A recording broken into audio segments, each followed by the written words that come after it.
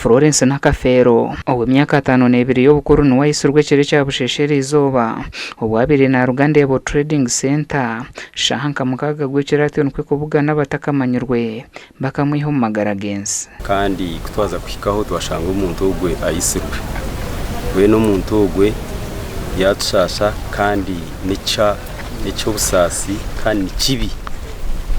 ukushanga ngo icweka kitu nikigumana kigwamo nibikorwa nkebi polisi hizira kuyaza kumuchebera dusanga indeshaga makuba muzumuka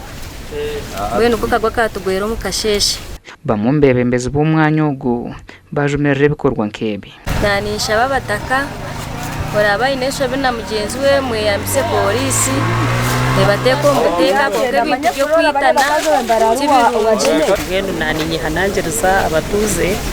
bantumwe mcwe umuzigo kugenda ncuro umushahiza arengire ahari kuva itwenka bataka twamanya icyabasa kwita uwabasa kwita Florence ahari kuba turebere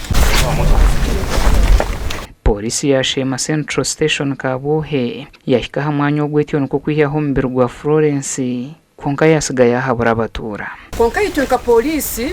itubashaba mpora oyine amahurire gona